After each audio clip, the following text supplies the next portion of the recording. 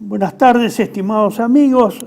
Hoy es 21 de marzo por la tarde y estamos por desarrollar la tercera parte del tema hacia el caos y la anarquía.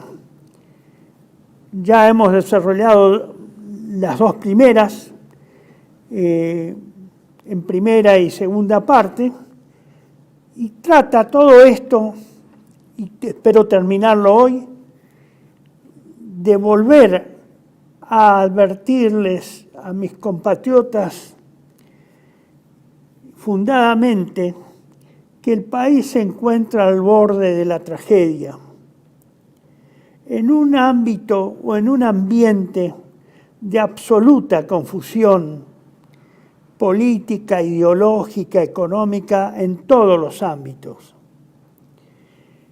Esto es consecuencia de la profunda enfermedad espiritual, moral, intelectual, propiamente el descerebramiento inmaterial de la Argentina. Es probablemente la crisis más grande y más profunda de nuestra historia nacional. Por supuesto, lo vamos a continuar desarrollando conforme a la actualización de la situación nacional e internacional desde la perspectiva del nacionalismo y de la tradición y la cosmovisión tradicional del catolicismo. Para recordar los temas anteriores, nada más que los títulos, tengan en cuenta el primer punto la primera dos partes que hemos desarrollado bajo un título conceptual que denominé la ideología neoliberal y anarcocapitalista de Milei es vieja y agrava la crisis que traía el país desde hace varias décadas, no de hace 10, 20, varias décadas. Y establecí que en las dos presentaciones previas de que hoy observo, por lo menos yo observo, similitudes con los orígenes de las guerras civiles argentinas, que se desarrollaron entre 1810 y 1829 y que continuaron después de la derrota argentina en Caseros, en la derrota de Rosas, y que agudizaron estos problemas, aunque después se trataron de atenuar en forma mistonga, como diría el padre Castellani, tratando de atemperar las ideas liberales con algunas ideas nacionales, pretendiendo de que puedan convivir en una nueva síntesis que no se logró y que ha fracasado. Y nosotros estamos viviendo estos días el producto de ese fracaso. Para ello hay dos puntos que desarrollé. Uno es la ficción democrática, los espacios políticos, como se llaman ahora, y la representación, espacios políticos y representación o representatividad que no existe, que eso es una ficción teórica, es una construcción meramente teórica. Es como trato de expresarlo, pero a lo mejor no se entiende, es una ficción. Y ese relato ficcionario también está haciendo crisis gravemente desde hace varios años. Lo que pasa es que la crisis no llega a un punto de estallido y por lo tanto es poco perceptible y los conceptos, más que los conceptos, las palabras que se juegan, ideologizadas, los términos que se usan, siguen reinando pero sin contenido. Ese es el grave problema que tenemos. Usamos palabras y categorías que no tienen vivencia, que no tienen, digamos, vida en la realidad del país, que están muertas, son palabras vacías, pero que todavía la gente cree en esos títulos y sigue penando y sufriendo y condoliéndose porque aspira a que eso se concrete algún día, pero difícilmente se pueda concretar algún día, porque están vacías de contenido. Nadie las puede llenar, nadie sabe qué contenido darles 40, 50, 70 años después que fueron enunciadas. Esta de la ficción democrática y de los espacios políticos que reemplazaron a la idea y a la realización de los partidos políticos y que distorsionaron la idea ficcional original de la representatividad o de la representación política, porque ningún partido hoy existe, están disueltos de hecho, son sellos de goma, no sirven, no tienen contenidos, y por lo tanto son entidades conceptuales que nadie se preocupa en llenar, por eso no hay plataformas, hay todas generalidades, no hay puntos específicos que puedan sostenerse. Y eso ha acelerado la crisis, pero se acelera la crisis, pero no llega a estallar en toda su crudeza. Sigue como una especie de letargo lento, pero que va consumiendo esos conceptos que todavía se tratan de hacer vigentes. El segundo punto que desarrollé es de la Argentina invertebrada, cuya idea original la expresó Ortega y Gasset en su libro de los años de la década, fines del 20, de los años 20 y principios del 30, la España invertebrada, donde centré especialmente en rescatar algunos conceptos de Ortega y Gasset relacionados con la corrupción de la clase directora o dirigente que debería existir y su relación con la masa y clase directora o clase dirigente, que hoy no existe más en la Argentina, está corrompida, ha perdido su esencia. No se sabe, cuando uno habla de clase directora o dirigente, de qué se trata.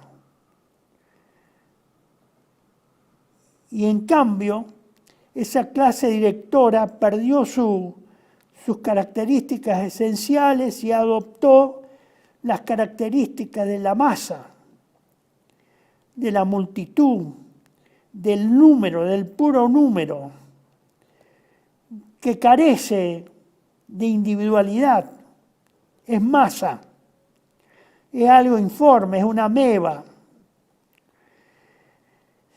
Eso lo hemos desarrollado en las dos exposiciones que realizamos a principio de mes, de marzo. Hoy debemos continuar.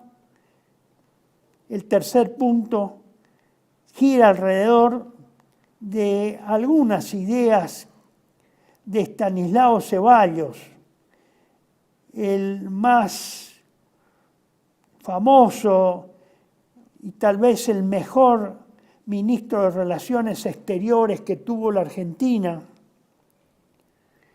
y especialmente centro esto en su discurso de despedida de sus alumnos de la Facultad de Derecho en octubre de 1917. Y finalmente voy a tratar de hacer 2 o 3 menciones a la acentuada incertidumbre e inestabilidad del gobierno del señor Milei y a sus extraños rasgos de conducta y de su personalidad.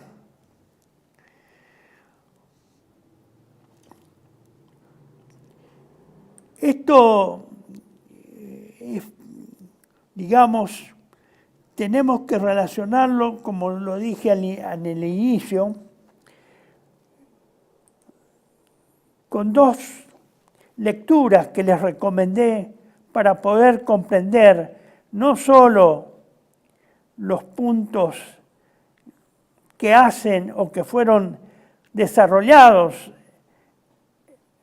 en los videos anteriores que nos precedieron, sino especialmente para tratar de entender qué es la Argentina. Porque todo esto supongo que debe despertar muchas inquietudes. Por eso yo les recomendé la lectura de 2 obras. Si pasamos a la siguiente, señor director, Las guerras civiles argentinas de Juan Álvarez y la defensa y pérdida de nuestra independencia económica de José María Rosa. Digo esto, insisto, en estas 2 obras, porque nos ayudarían a comprender dónde estamos, porque en este interín, precisamente, creo que un día o 2 días previos a las exposiciones anteriores, el gobierno del señor Milei decreta la libre importación de mercancías o de mercaderías o de productos extranjeros, con lo cual se vuelve a repetir lo que explicáramos anteriormente. En las ordenanzas de 1809, fíjese por quién fue emitida, firmada, el virrey Baltasar Cisneros. Todavía no se había terminado, no se había consumado la Revolución de Mayo, estábamos casi a fines de 1809, y los comerciantes de Buenos Aires, mayoría de los cuales eran contrabandistas, o se dedicaban a esa, digamos, actividad muy propia y característica del Río de la Plata, desde hacía muchas décadas, o tal vez 2 siglos, con la colonia del Sacramento de por medio, que era el contrabando. Entonces, los comerciantes ingleses particularmente, juntos con sus abogados que los representaban ante el Cabildo de Buenos Aires, ante el virreinato, ante el virrey del Río de la Plata, influyeron para que se permitiera la importación libre de impuestos y de aranceles de productos extranjeros y fabricados en el extranjero. Por eso, es decir, volvemos al año 1809, a esas ordenanzas firmadas por Cisneros, que después no fueron anuladas por la Revolución de Mayo, por supuesto, y se perfeccionan en el triunvirato, en el primer triunvirato, cuyo secretario fue Bernardino Rivadavia, y donde se impone o se aprueba un decreto de ese triunvirato por el cual el gobierno revolucionario, por supuesto, vuelve de nuevo a la carga y promueve junto con la Asamblea del año 13, vuelve a actualizar esta, digamos, esta franquicia para la libre importación de productos extranjeros, que es la causa, la primera causa que da lugar a las guerras civiles argentinas, porque con ello, al introducirse mercaderías importadas, industrializadas ya en la revolución, producto de la revolución industrial incipiente en Inglaterra, termina con las artesanías industriales del interior del país y de las provincias. Las provincias reniegan y quiebran sus artesanías y sus pequeñas industrias que eran suficientes en ese momento para abastecer el mercado interno del virreinato, y la falta de actividad industrial muy primaria, por supuesto que era primaria, especialmente en las artesanías cerámicas y las artesanías de tejidos de todo tipo, comenzando por los ponchos, las mantas y otros tipos de telas que se fabricaban en el interior del virreinato del Río de la Plata. Al desaparecer eso, comienza a desaparecer la actividad interna del virreinato y comienza la gran desocupación, la falta de actividad económica, y donde, por supuesto, se imponen los productos extranjeros por sobre los que se fabricaban en el territorio nacional, y para lo cual no se sustituye con mano de obra nacional o de las provincias unidas del Río de la Plata, nada. No hay competencia con lo que entra del extranjero, porque, claro, el liberalismo se aplicaba en Inglaterra, los excedentes se venían a vender a los países que se estaban liberando o se pretendían que se liberaran de la corona española, se vendían a precios mucho menores y, por supuesto, no había forma de que de los telares de nuestros artesanos y artesanas del interior del país pudieran competir. Muere esa industria primaria que tenía el virreinato y evidentemente se crea una dependencia económica de Inglaterra y de los países exportadores, normalmente eran Inglaterra y Holanda, cuyos barcos llegaban no solo con los negros para los remates de mano de obra con destino al Alto Perú y a las minas de Potosí, sino que comienza una dependencia económica mientras simultáneamente se alienta en los nativos del virreinato del Río de la Plata la independencia política, que sin la independencia económica no es nada más que una ficción también. porque la independencia debe ser completa para ser independencia. De suyo, la independencia como tal, a secas, incluye o conlleva la independencia económica.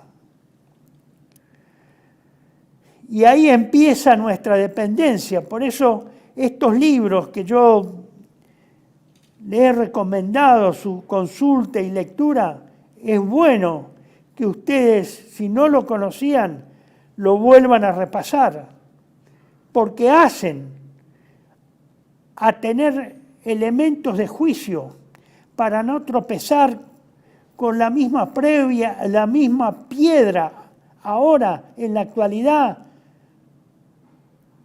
200 años después. Estamos como en 1809. Por eso apelo a los dichos de Estanislao Ceballos, cuando se despide como profesor de la Facultad de Derecho en 1917, en octubre de ese año. ¿Qué conceptos vierte en esa despedida Ceballos?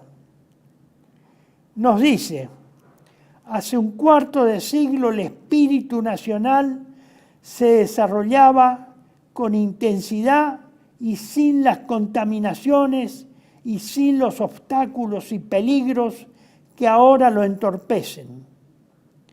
El extranjero se argentinizaba con orgullo, mientras que ahora los argentinos se extranjerizan. Él está hablando en 1917 y un cuarto de siglo nos remonta a los años 90, 1890, a la última década del siglo XIX, donde teníamos el aluvión inmigratorio de los países europeos y donde había un espíritu argentinizador en ese último tramo, en esa última década del siglo XIX, pero que ya en 1917, con el triunfo absoluto de las ideas liberales y del sistema económico liberal y de la dependencia económica ya aceptada y bendecida por las clases dirigentes argentinas, en 1917 ya no era lo mismo, según Ceballos. Es una gran advertencia que hace a la posteridad, a los argentinos del futuro. Vosotros, dice Ceballos, entraréis en breve a la vida pública, cuando el país se encuentre en un estado de transición extraordinaria, en una de esas situaciones cuyos caracteres alarman a los espíritus reposados que comienzan a vacilar respecto de nuestro porvenir. Es decir, esas nuevas ideologías que se imponen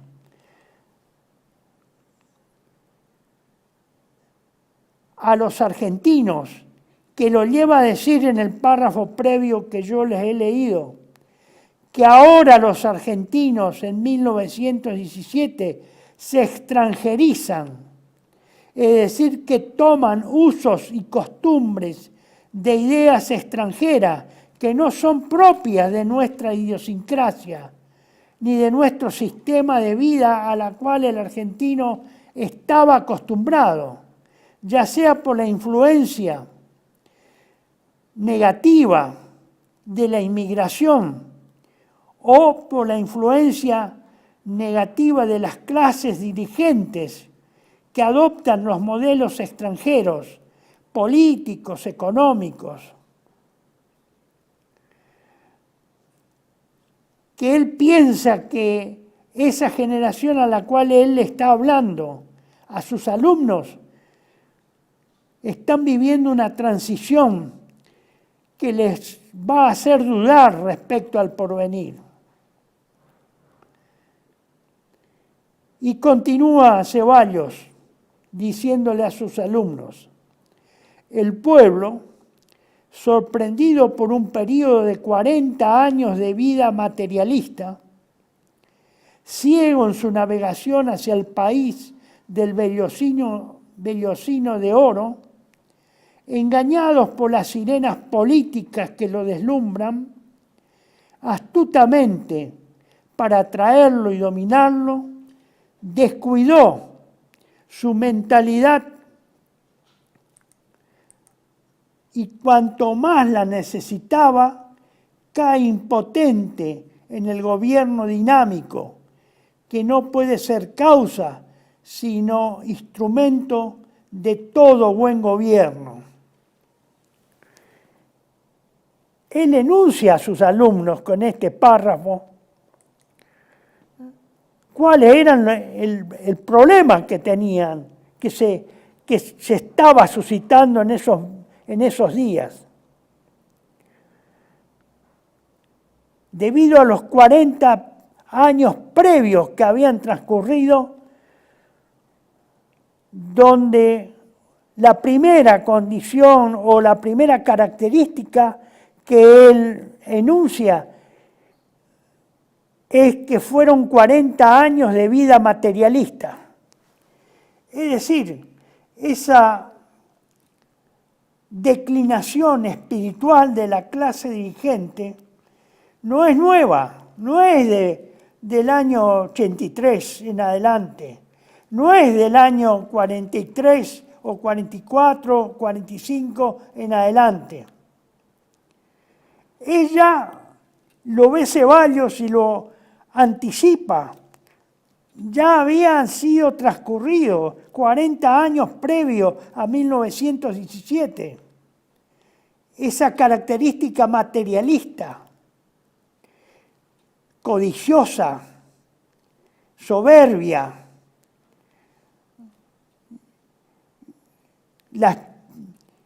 la pérdida de la idiosincrasia y de la identidad nacional progresiva, paulatina,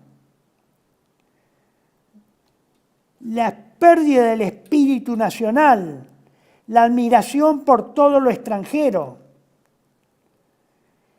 la recurrencia al dinero, a la usura, a la codicia. Ese es el materialismo que él denuncia, ese es el contenido de esa vida materialista que él denuncia que había ocurrido en los 40 años previos a 1917. Por eso dice, ciego, el pueblo ciego, en su navegación hacia el país del vellocino de oro, engañados por las sirenas políticas que los deslumbran astutamente para atraerlo y dominarlo, es decir, la demagogia, el comprar la voluntad de los que votan, porque ya se estaba aplicando el sistema actualmente vigente, cuantitativo, no cualitativo, sino meramente cuantitativo, del número, de las mayorías numéricas, que lo deslumbran, decía Ceballos astutamente, para atraerlo y dominarlo. Donde ahí, vuelvo a repetir, está la demagogia, la necesidad de la demagogia, porque la demagogia conquista el número. Descuidó su mentalidad nacional. Eso es lo que significa Ceballos. Descuidó su mentalidad nacional. Y cuando más la necesitaba, cae impotente en el gobierno dinámico, que no puede ser causa, sino instrumento de todo buen gobierno. El gobierno de la masa, el gobierno numérico, de la cantidad, no de la calidad, y la pérdida de las condiciones de la clase dirigente o de lo que debería ser una clase dirigente, según lo hemos citado ya a Ortega y Gasset en los dos videos previos. Continúa Ceballos en su discurso. Se pregunta, ¿qué hay de todo esto sino el predominio de los individualistas? Otra característica de esa nueva identidad que va adquiriendo la sociedad argentina, además de materialista, es individualista, que están obstaculizando la organización y el desarrollo de la vida nacional y acercándola a una especie de caos político. Sumen materialismo más individualismo. Las características esas son las notas, los conceptos, las ideas básicas, características del liberalismo y del neoliberalismo en nuestros días, o el neoliberalismo, como se lo llama también.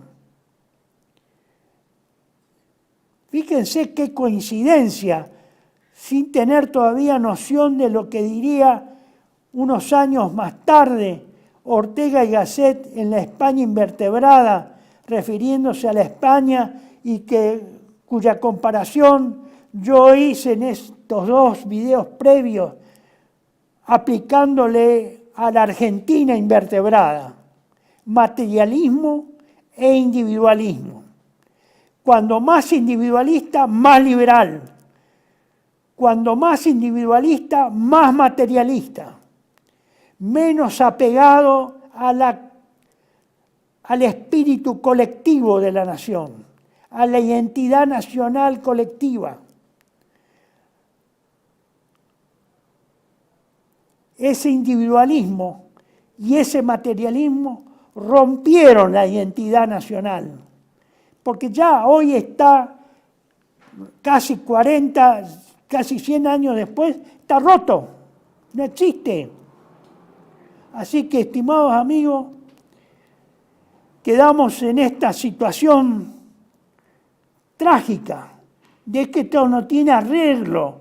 Por eso dice que el desarrollo, obstaculizando la organización y el desarrollo de la vida nacional y acercándola a una especie de caos político, que es el caos que vive hoy, que es el caos a que yo me refiero en el título, nada más que el reconocimiento expreso de eso, caos y anarquía. Eso es, hoy se ha consumado todo eso, se ha perfeccionado el materialismo, obviamente que se ha perfeccionado, y se ha perfeccionado y exaltado el individualismo. Por eso el presidente actual, el señor Milei,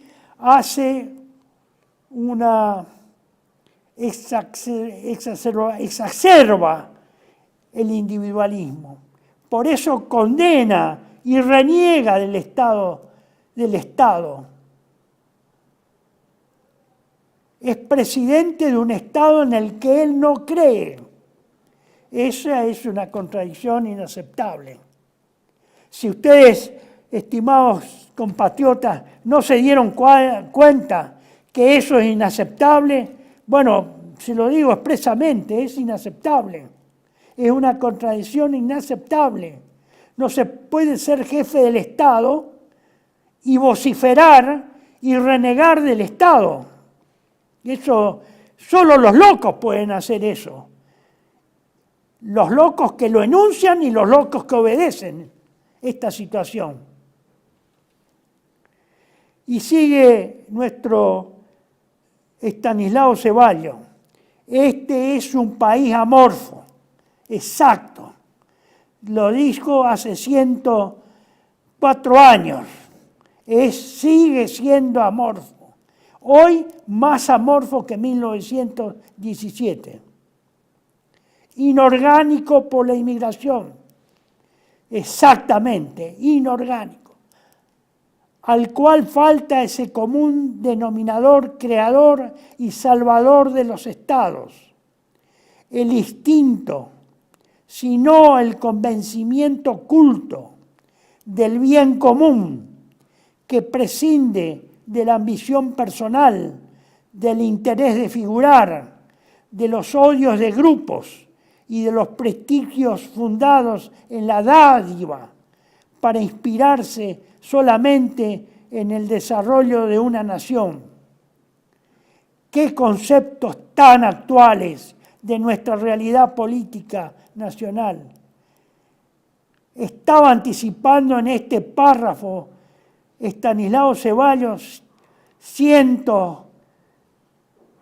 creo que 106 años, 107 años antes, lo que hoy ocurre en la Argentina y de lo que es hoy la Argentina. Un país amorfo, inorgánico, lo es. Perdió el común denominador creador y salvador de los estados, el instinto, el convencimiento oculto del bien común, del bien general.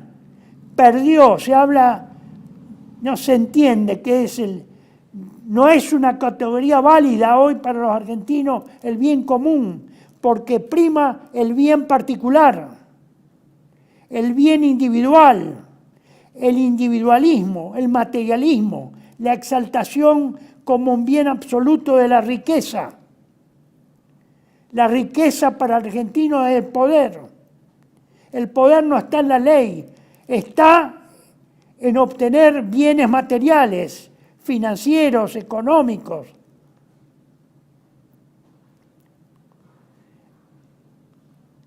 Que prescinde de la ambición personal, ni hablar eso, de los soles que yo les cité en los videos anteriores. Todos quieren ser sol. Y en ese conjunto de soles solo hay rechazo, hay individualismo, hay contradicciones. No hay nada que una eso. No hay nada que lo amalgame. No hay nada que lo haga un espíritu común. El interés de figurar,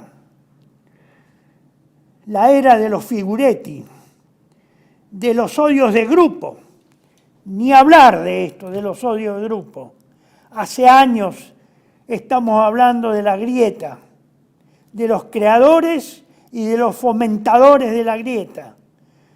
Permanentemente se sale de una o se perfecciona la grieta y se entra en otra, cambiando algunas palabras, pero el sentido es el mismo, el significado es el mismo, es la contradicción, es la confrontación permanente, la guerra permanente, el odio permanente.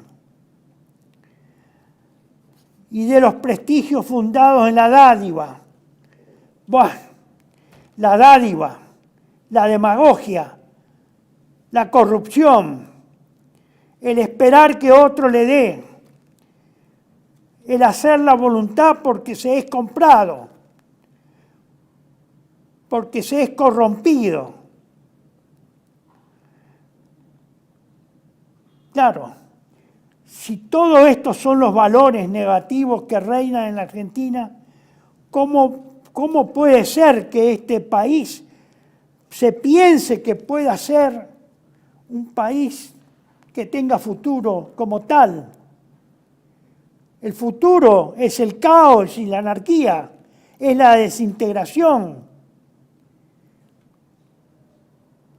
que tantas veces he tratado de advertir, porque todo lo que dice Ceballos se ha cumplido y se está cumpliendo con intensidad.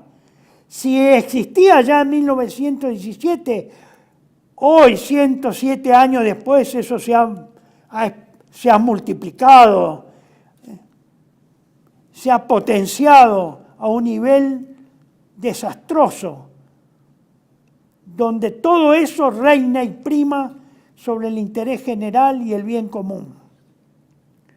No hay nación, es un territorio poblado por distintas gentes, de distintos criterios, que coexisten, no que conviven, y que conforman una nación.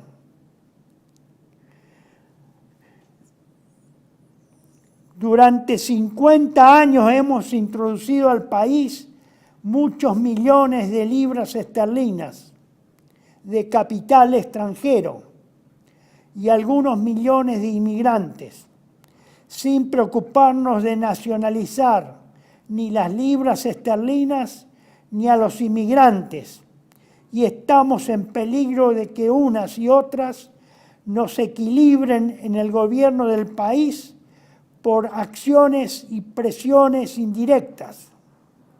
Fíjese lo que dice, con qué claridad se anticipa lo que ha ocurrido en el país. No solo se ha generado una cultura distinta, contraria a la existente, a la preexistente, hasta 1890, como denuncia Ceballos, sino que se han generado múltiples culturas o usos culturales. Y evidentemente no se nacionalizó la cultura, se extranjerizó la cultura, no se nacionalizó el dinero, las libras esterlinas, y obviamente existe el poder que existe, es el poder fáctico, el poder de los poderosos, la oligarquía, la plutocracia. No es es mentira, por eso es una ficción que esto es una democracia. Esto es una plutocracia, una oligarquía, el gobierno de los más ricos, de los más poderosos. Ellos, de hecho, son los que gobiernan. ¿Qué va a gobernar? Los diputados, senadores y el presidente de la nación. Junto que con ello y atado a ello van las sociedades secretas. Ese poder fragmentado por la riqueza y por la diversidad cultural está controlado en esa fragmentación por pequeños, por poderes segmentados, cartelizados, que gobiernan de facto y realmente el poder real, constituyen el poder real. No le estoy mintiendo, no es una idea loca mía. Esto lo ha dicho hace pocos días la expresidenta, 2 veces presidenta, la señora Cristina de Kirchner, que no tengo ninguna simpatía por sus ideas políticas, pero ha expresado esto mismo. Los poderes fácticos, habló de los poderes fácticos en su escrito. Reconoce que eso existe, a pesar de que ella fue presidenta 2 veces, en 2 periodos, y en un tercero fue vicepresidenta. ¿Qué más testimonio que ese? Que son los poderes fácticos los que gobiernan y no los poderes legales o constitucionales o de la ficción democrática.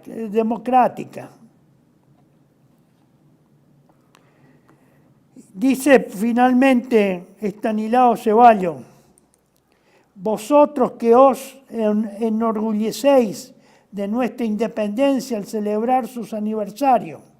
Bueno, ahora ni siquiera los aniversarios se conmemoran como se conmemoraban en 1917, ¿no? Ni el pálido reflejo. ¿Creéis que la independencia de la República Argentina está coronada? Fíjense la pregunta. ¿Creéis que la independencia de la República Argentina está coronada? Cuando el agricultor que trabaja en las llanuras, el minero que horada en las montañas y el leñador que vive en los bosques no tienen derecho de exigir por sus productos el precio que marca la ley del intercambio y deben conformarse con el monopolio extranjero y la influencia extranjera imponen en tiempo de paz y en tiempo de guerra? Esa es la Argentina de hoy.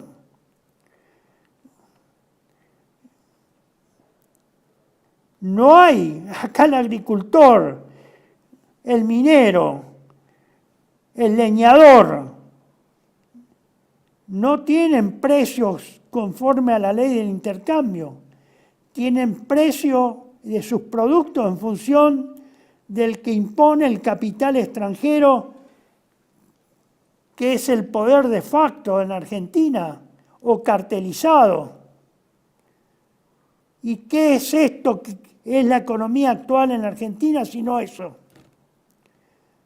¿Cómo puede ser, según dice el ministro de Economía, el señor Caputo, lo dice hace pocos días, lo dijo, que en Estados Unidos hay productos de la canasta básica argentina, muchos de los cuales es 50% más barato que los que pagamos los argentinos?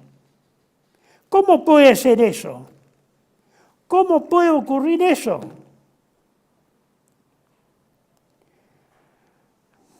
Y eso es la consecuencia de lo que describió anticipadamente y previendo lo que vendría Estanislao Cebolla en este discurso.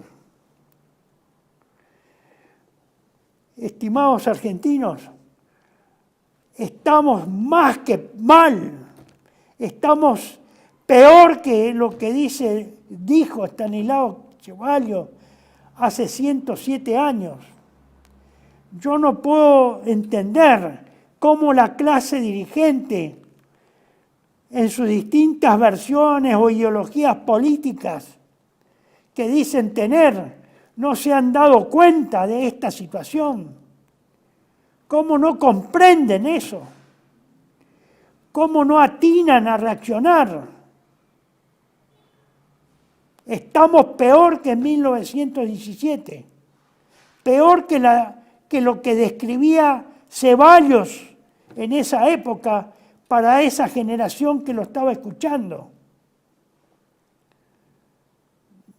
Sinceramente, los argentinos, creo yo, discúlpenme, los optimistas, esto no tiene perdón de Dios. Esta situación no tiene perdón de Dios. Y los argentinos no tienen atenuantes por no haber hecho nada. No hay ningún atenuante.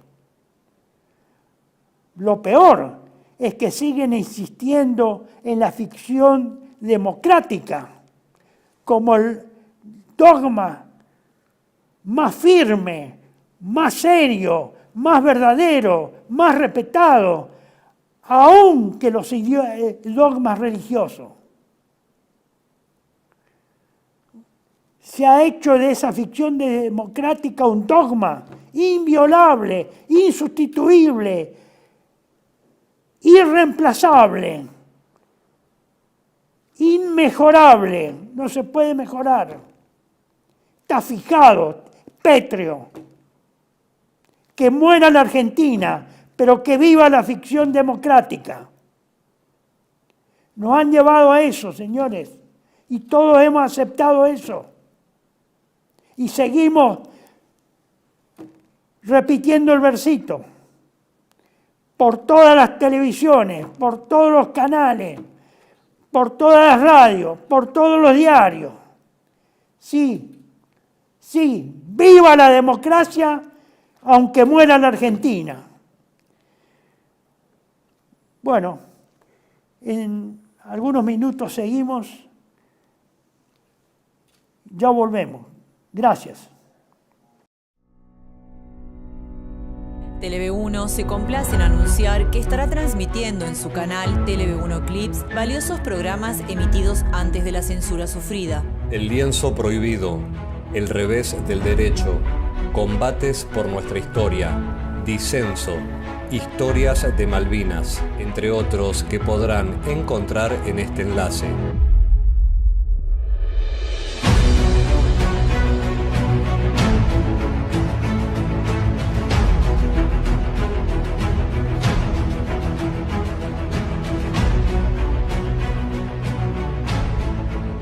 Agradecemos su aprovechamiento y difusión. Bienvenidos a CEPA, Centro de Estudios del Pensamiento Americano. Nuevo sitio web de cursos de formación en política, filosofía, historia, literatura, geopolítica, religión, psicología y más. Cursos de formación que reflejan el verdadero pensamiento americano. Lo invitamos a elegir el curso de su agrado ingresando en www.cepa.la.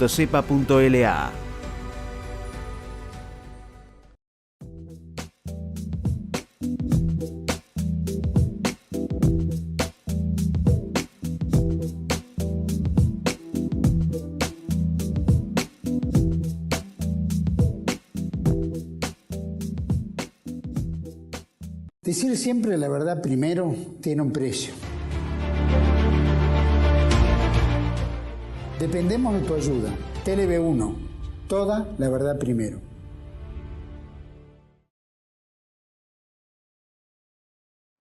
Bueno, estimados amigos, continuamos la parte final de la exposición que realizó Ceballos ante sus alumnos en la despedida en octubre de 1917, alumnos de la Facultad de Derecho en esa época. Agrega Ceballos en ese discurso de despedida: yo os pregunto si es independiente una nación que ve cruzar en sus ríos buques extranjeros que ejercen la policía de sus aguas y calla porque el que así lo hace es fuerte, olvidando que cuando la República Argentina era ensangrentada montonera, con rosas a la cabeza.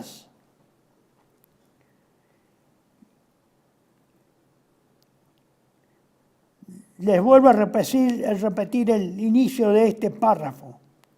Yo os pregunto si es independiente una nación que ve cruzar en sus ríos buques extranjeros que ejercen la policía de sus aguas y calla porque el que así lo hace es fuerte.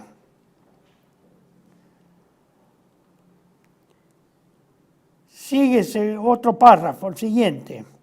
Grande y noble, dice Ceballos. Grande y noble cosa es condenar la tiranía, se refiere a la tiranía de Rosas.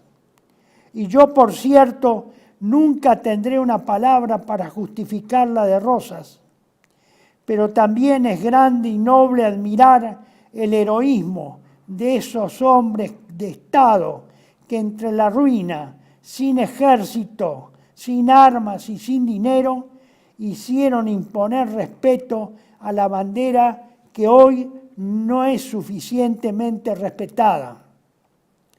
Mire, él hace acá una comparación de la vuelta de Obligado y del combate de la vuelta, el heroico combate de la vuelta de Obligado en 1845, respecto a lo que él vive esos años y en ese momento que era en octubre de 1917.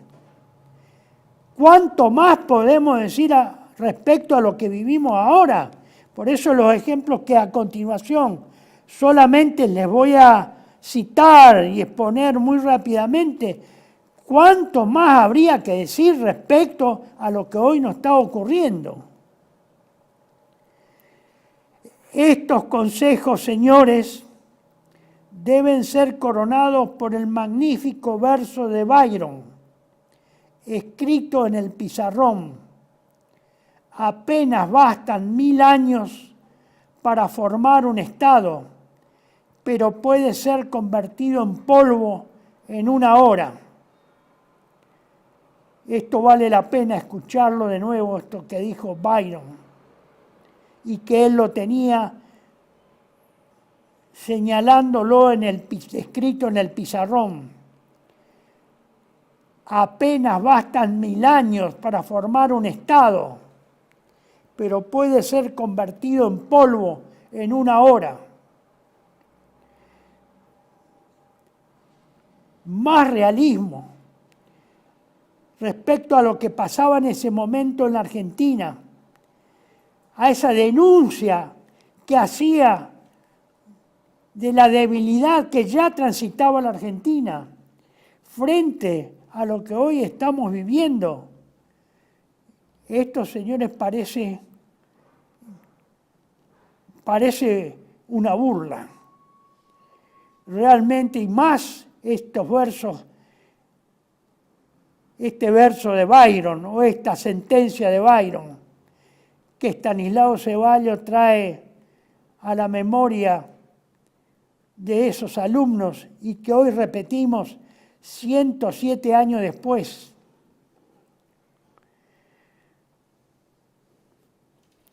Les muestro nada más para mostrar, porque no pasamos a la siguiente, estimado amigo.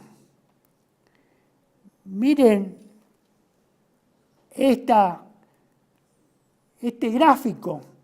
Esto es la hidrovía del Paraná. Fíjense las banderitas de los 21 puertos que existen en la hidrovía del Paraná, que teóricamente es Argentina, o que era Argentina. Todavía en 1917 se podía decir que era Argentina. Hoy ya no se puede decir porque los puertos están manipulados todos o operados por capitales y empresas extranjeras, salvo 2 que sedicentemente parecen argentinas. Una de ellas, Vicentín, empresa famosa por haber estafado con un préstamo impagable todavía hasta hoy, después de 4 años, impagable, sigue siendo impagable. Esta famosa multinacional cerealera de Vicentín, que estafó al Banco Nación en varios cientos de millones de dólares. Fíjese, esta hidrovía o este río Paraná que se convirtió en multinacional. Fue argentino, ahora es multinacional. Esto está ocurriendo hoy a nuestra vista. Lo estamos mirando, lo estamos viendo por televisión, lo mencionan por las radios, se ve en los radios, en los diarios, se publica en las redes sociales, pero los argentinos preferimos la democracia, la formalidad, la ficción democrática, no el contenido de lo que representa la independencia, la verdadera independencia. Y ahora estamos al borde de entregar la hidrovía a un poder militar, inclusive militar extranjero. Sí, señores. Esta fotografía, donde está el embajador norteamericano, el presidente o el director de la Administración General de Puertos y el representante del Cuerpo de Ingenieros del Ejército de Estados Unidos, firmando un memorándum, un acuerdo para que el Cuerpo de Ingenieros de Estados Unidos y del Ejército norteamericano pueda operar acá en la hidrovía del Paraná. que es nuestro antiguo río Paraná, el río donde en las costas de la Vuelta de Obligado se derramó sangre argentina heroicamente hasta que ya no tuvieron más munición. Hoy se entrega graciosamente y ya pronto veremos alguna instalación, ya sea en el lado uruguayo o navegando por el río no sé qué tiene que hacer el cuerpo de ingenieros de los estados del ejército norteamericano acá en la hidrovía del río Paraná, que era argentino y que debería seguir siendo argentino. Pero no, acá no. Todo bien. ¡Viva la democracia! Entreguemos todo. Mientras vivamos, entreguemos todo. Esto, acá les presento en este slide los argumentos que se presentan para firmar con el cuerpo de ingenieros este acuerdo o preacuerdo con el gobierno del señor Milei, que ya renunció al canal de Magdalena y ahora evidentemente el gran puerto de aguas profundas se le dio la exclusividad al Uruguay, entre comillas la exclusividad. Se va a hacer en el Uruguay, pero ustedes creen, pero creen en la imaginación, ni imaginándose que en el Uruguay puede establecerse un puerto, construirse un gran puerto de aguas profundas, que nos impide a nosotros tener, porque se le da la exclusividad al Uruguay, se cede la exclusividad. ¿Usted cree que lo van a manejar los uruguayos? ¿Ustedes creen que los uruguayos van a ser los depositarios de la soberanía de ese puerto? No, señores, ese puerto va a ser una gran multinacional y va a ser operada por multinacionales portuarias. Uruguay va a prestar su territorio para que se haga la ficción de que eso tiene la bandera uruguaya, nada más. No, va a prestar la bandera. Todo lo demás va a ser, obviamente, manejado por los poderosos de la tierra. Vean ustedes, no tiene sentido que yo les lea los argumentos falaces que se usen, como si acá en Argentina nosotros no tuviéramos varias unidades de ingenieros, batallones y compañías de ingenieros con capacidad, en todo caso, de asumir las mismas funciones que va a venir a asumir el cuerpo de ingenieros norteamericano. Pero por favor, tan despreciados nos creemos, tan rebajados nos sentimos. ¿O ustedes creen que el cuerpo de ingenieros viene por amor al arte acá? Y este es la continuación del slide que les pongo. El siguiente, el número 13.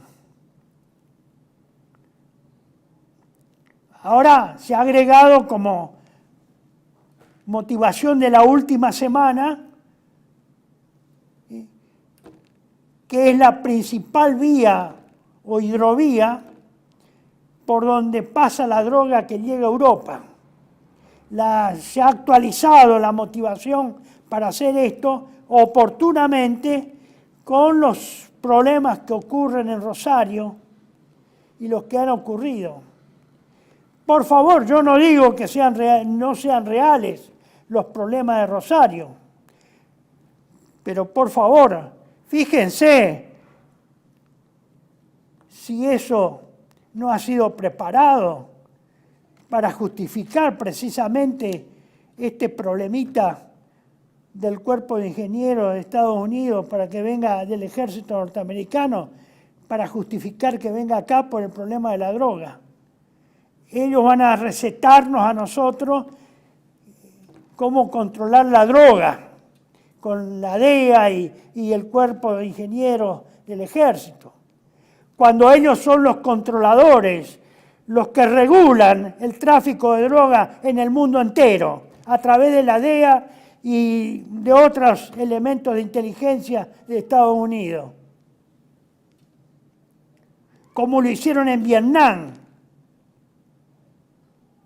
que en última instancia fueron a Vietnam a reemplazar el control de la droga que tenían los franceses.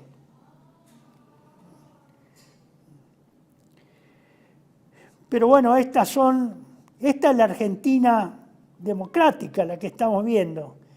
Es la Argentina del señor Milei, tan legítimamente votado y con poder indiscutido, como algunos creen. Pero bueno, pero para rematar esto no es todo. Fíjense, ayer llegó el director de la CIA, William Burns, para reunirse con el señor Pose, jefe del gabinete, con la señora Bullrich, ministra de Seguridad, y el señor Sibori, el jefe o director de la Agencia Federal de Inteligencia, la antigua CIDE.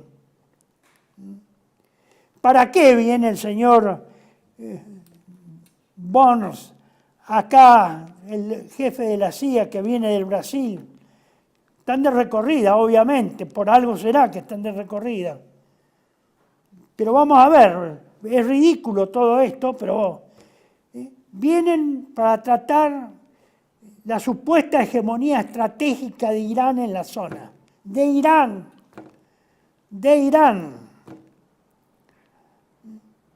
Para determinar la capacidad de Hamás, de Hezbollah y de las milicias hutíes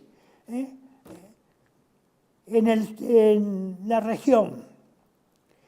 Todas las organizaciones que están en Medio Oriente y en la península arábiga. Irán, Hamás, Hezbollah, las milicias hutíes. Luego, otro motivo más, la penetración comercial y tecnológica de Rusia en los gobiernos democráticos. Y finalmente, las organizaciones criminales que operan en la Argentina con el negocio de la droga y sus vinculaciones con células terroristas en la triple frontera, lo que los obsesiona, la triple frontera. Hemos inventado ahora, somos hábiles traficantes de droga, no solo de América, sino del mundo. Obviamente,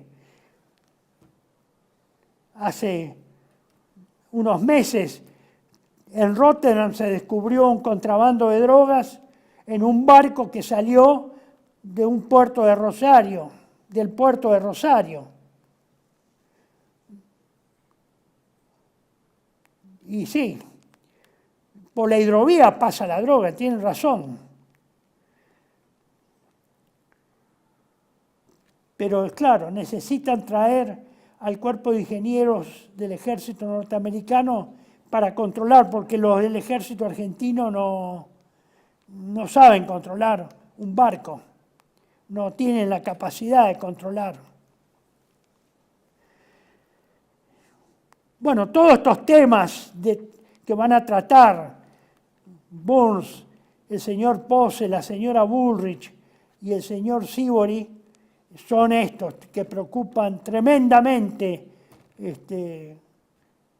no nos preocupan profundamente al Estado norteamericano. Estos son temas del Estado norteamericano, Por eso vienen a controlar. Porque ellos tienen el monopolio ya del control de todos estos ítems. Siempre lo tuvieron. Su vía de financiación en negro, para financiar las actividades de inteligencia que no pueden ser de conocimiento ni requieren ni que sean de conocimiento del público norteamericano ni del Congreso norteamericano, y que por lo tanto la financiación de esas actividades de inteligencia en negro se pagan y se financian en negro. ¿Con qué? Con la droga. Tanto del opio que estuvieron sacando de Afganistán o que traen del sudeste asiático, como la cocaína que sale de Sudamérica. Para eso sirve el control.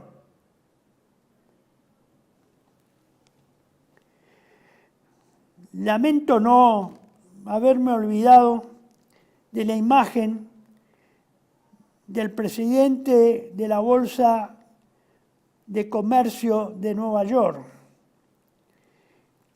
que hace algunos años fue a visitar a los guerrilleros colombianos en plena selva colombiana y en plena actividad guerrillera subversiva de la FARC, que fue a entrevistarse con el jefe de la FARC públicamente. Está la fotografía, salió publicado en varios lugares, aunque no muy difundida, pero en algunos lugares, y en Patria Argentina la hemos sacado varias veces, reiteradamente, a la luz del día, con helicópteros, con todo. Fue el señor, el señor Grasso, así se llamaba en ese momento el presidente de la Bolsa de Nueva York. ¿Qué le fue a ver al señor? Ahora no recuerdo el nombre de Marulanda, pero no recuerdo el nombre abreviado, el alias que utilizaba. Pues ya falleció.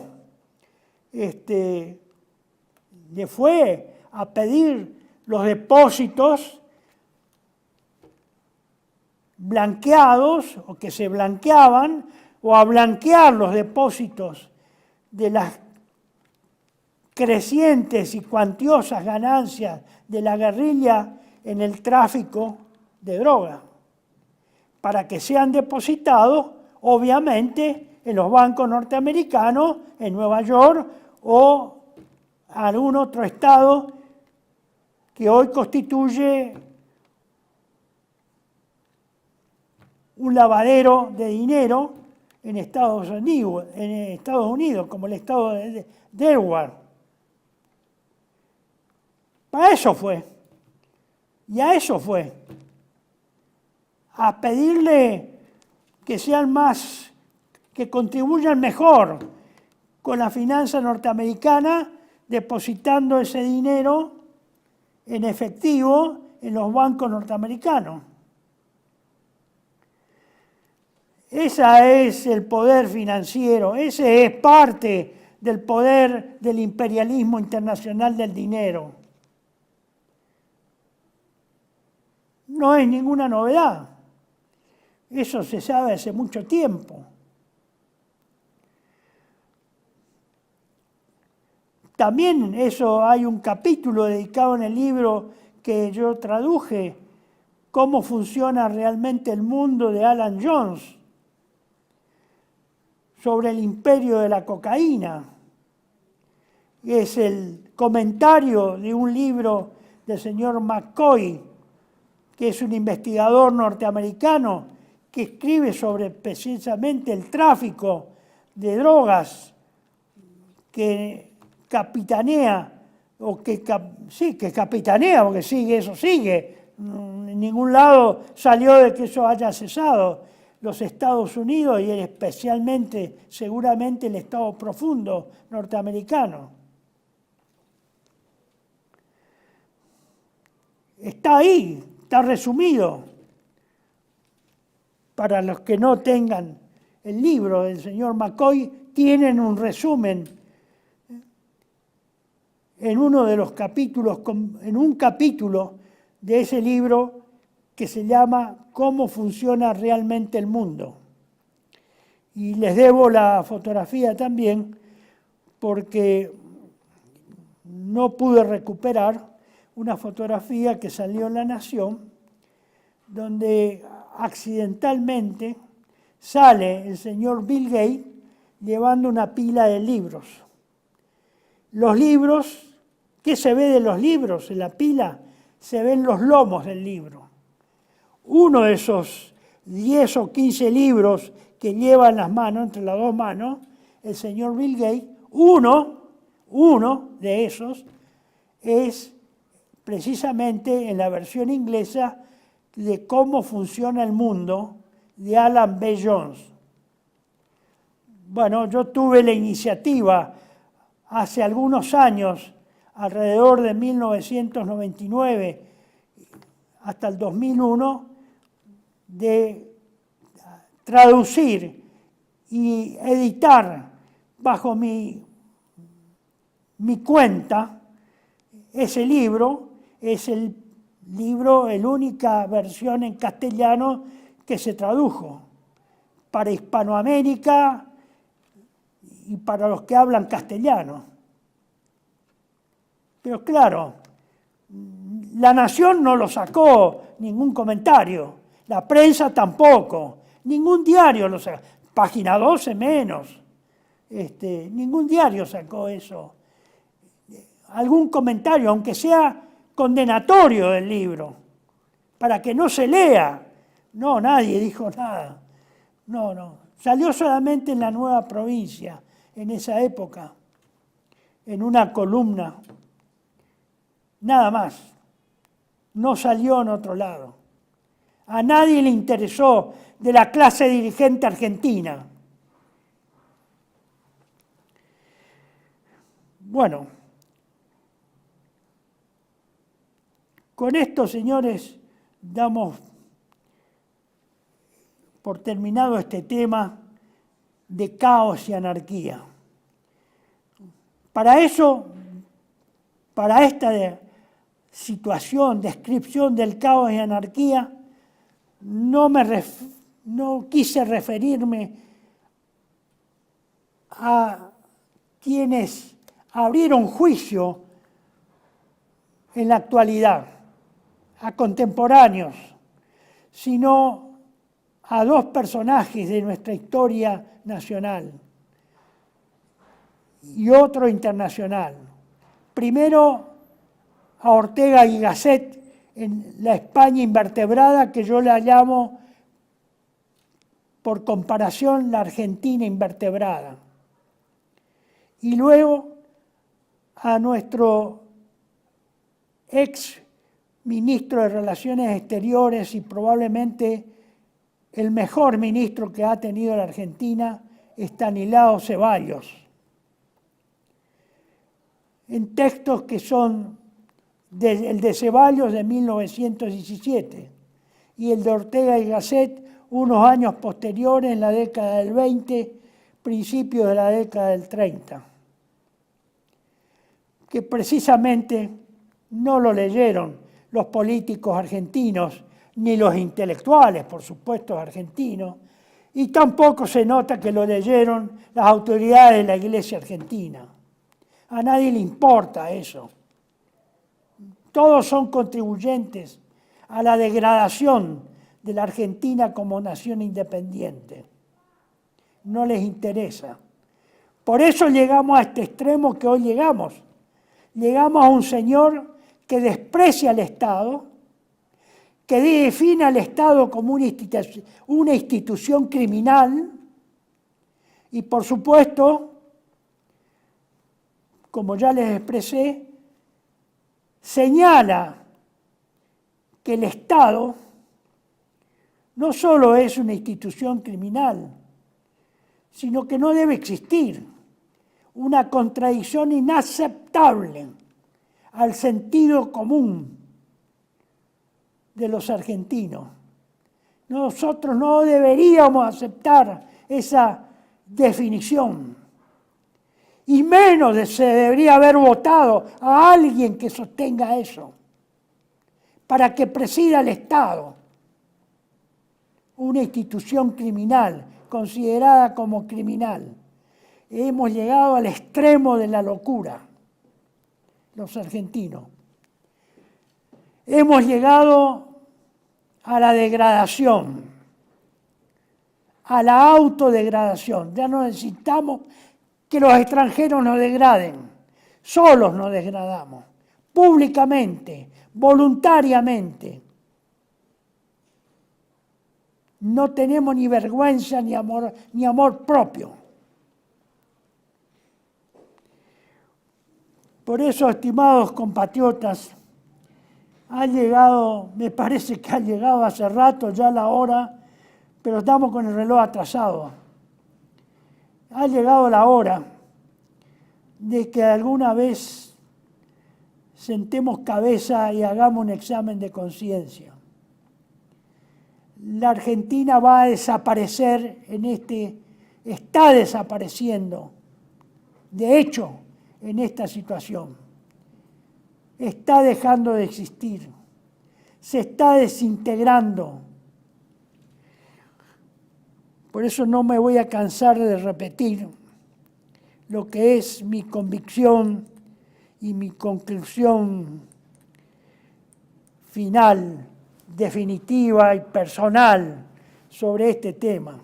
Si me pone el slide número 27, señor director, y lo voy a repetir para que una vez más lo que expreso como convicción se relaciona con todo lo que he señalado hoy. Por eso reitero mi convicción que el pueblo argentino, comenzando por su abyecta, ignorante y corrupta clase dirigente, está profundamente enfermo, espiritual, moral e intelectualmente. Y es muy probable que estas graves deficiencias inmateriales también nos hayan afectado e influyan negativamente en nuestra condición física y en el equilibrio psicosocial de la población. En consecuencia, descreo que la clase dirigente tenga la capacidad y menos la grandeza de sacarnos de la actual y más grave crisis terminal que padecemos los argentinos.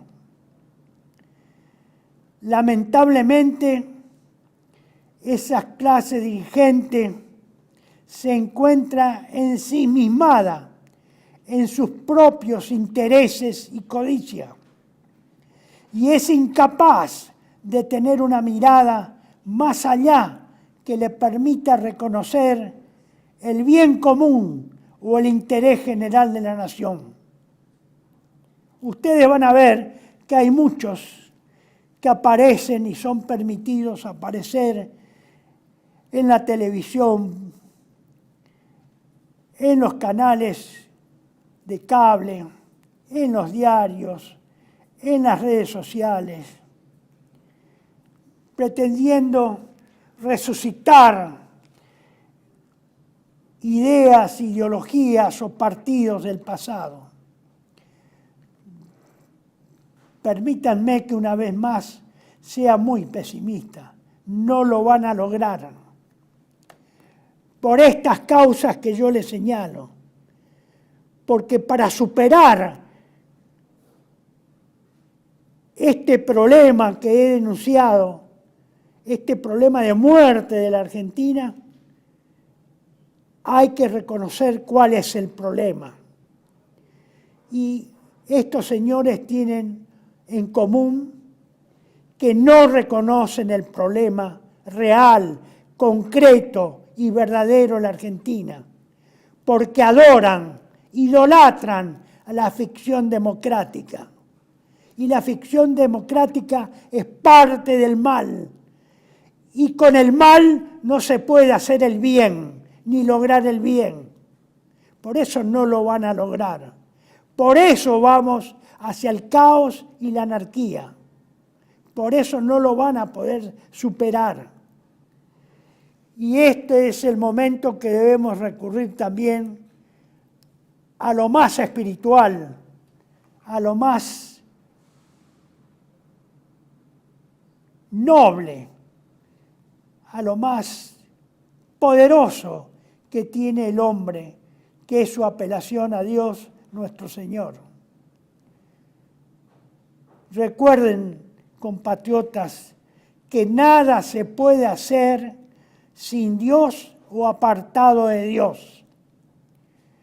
Hemos cometido muchos errores por disimular que Dios estaba con nosotros o trabajábamos para Dios, porque alguna vez creímos que eso era un baldón que nos iba a impedir que nuestras ideas progresaran. Cometimos un grave error. Yo también cometí ese error, creyendo que eso iba a opacar la difusión de nuestras ideas, porque tenía mala prensa, malos comentarios de los intelectuales, sin apoyo de las jerarquías de la Iglesia, etcétera, etcétera. Pero fue un grave error, porque deberíamos haber levantado juntos con nuestras ideas a Dios, llevarlo en la vanguardia, al frente de todos, porque sin Dios nada podemos hacer, nada, y no lo vamos a hacer mientras sigamos negándolo y creyendo que nos bastamos a nosotros mismos, que nosotros por nuestras propias fuerzas naturales vamos a poder hacer algo. Les recuerdo que yo participo de la idea de que estamos en los tiempos finales, menos en estos tiempos finales, menos en estos tiempos finales. Así que, estimados amigos y compatriotas, pensemos en estas realidades, pero sobre todo invoquemos la protección y la ayuda de Dios y de su Santísima Madre, la Virgen María Inmaculada. Pidamos su ayuda, busquemos su ayuda, seamos merecedores de esa ayuda, viviendo y cumpliendo los mandamientos de Dios nuestro Señor. No solo rezando, sino cumpliendo lo que Dios manda. Bueno, por hoy creo que tenemos bastante para pensar y meditar, para ver qué hacemos en estos tiempos futuros, cercanos, porque evidentemente no podemos dejar morir a la Argentina. Será hasta pronto. Muchas gracias por su atención y por su paciencia. Un abrazo a todos los que se allegan, han tenido el tiempo y la paciencia de escucharme en esta tarde. Hasta pronto. Muchas gracias.